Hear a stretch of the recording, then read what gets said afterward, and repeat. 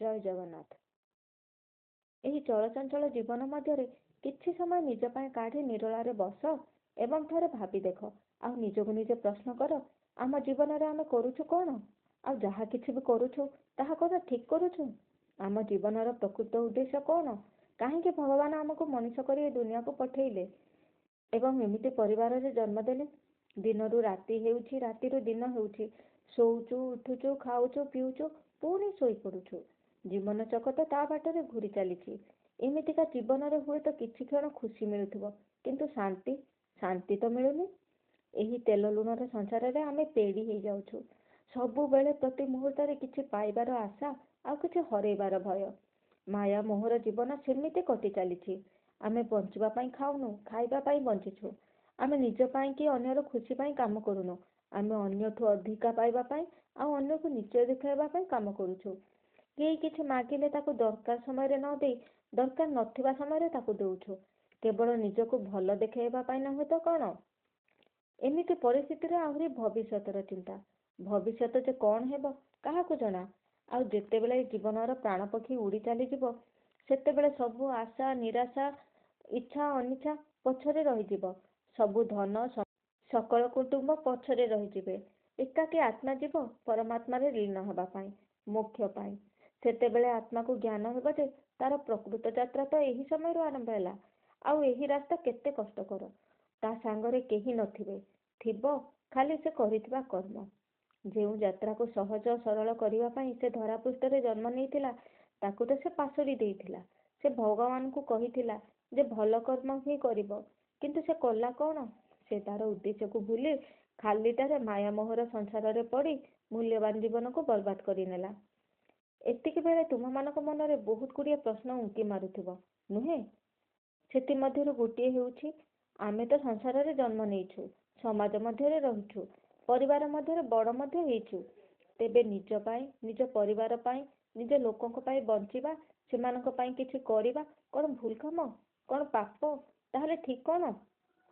ମୁଁ କିନ୍ତୁ ଏଠି କହିବି, ତୁମେ ଯେଉଁ ସମାଜରେ ରହି ଆସୁଛ, ଯେଉଁ ପରିବାରରେ ଛୋଟରୁ ବଡ଼ ହେଇଛ, ସେଇ ସମାଜ କି ସେଇ ପରିବାର ପାଇଁ ଆଉ ନିଜ ପାଇଁ କରିବାରେ କୌଣସି ମଧ୍ୟ ଭୁଲ କାମ ନାହିଁ।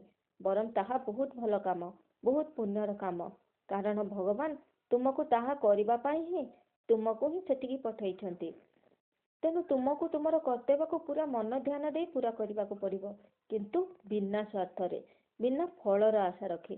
ମୂଳ କଥାଟା ରହୁଛି ସେଇ ସ୍ୱାର୍ଥ ପାଖରେ, ସେହି ପାଇବାର ଆଶା ପାଖରେ। ଧୀରେ ଧୀରେ ଏଇ ଆଶା ଆଉ ସ୍ୱାର୍ଥ ହିଁ କେତେବେଳେ ଯେ ଭୁଲ କାମ କରିବାକୁ ବାଧ୍ୟ କରିଦେବ ତାହା ଜଣାପଡ଼ିବ ନାହିଁ। ଏହା ହିଁ ତ ଈଶ୍ୱରଙ୍କ ମାୟା। ତେଣୁ ଆମକୁ ବିନା ଫଳର ଆଶା ରଖି କର୍ତ୍ତବ୍ୟ କରିବା ଉଚିତ। ହେଲେ ଆମେ କରୁଛୁ କ'ଣ? ଏଇ ଯେମିତି ଆମେ ଆମର କାମ ତ କରୁଛୁ, ତା ସହିତ ଆମେ ଆଶା କରୁଛୁ ଯେ ଆମ ପାଖରେ ଥିବା ଲୋକମାନେ ମଧ୍ୟ ଆମ ପାଇଁ କିଛି କରନ୍ତୁ। ଆଉ ସେମାନେ ଯଦି ସେମିତି ନ କରନ୍ତି ତାହା ତାଙ୍କୁ କରିବା ପାଇଁ କହିଥାଉ। ହେଲେ ଆମର ହାତର 5ଟି ଆଙ୍ଗୁଠି ଯେମିତି ସମାନ ନୁହଁ, ସେମିତି ସମସ୍ତେ ମଧ୍ୟ ସମାନ ନୁହନ୍ତି।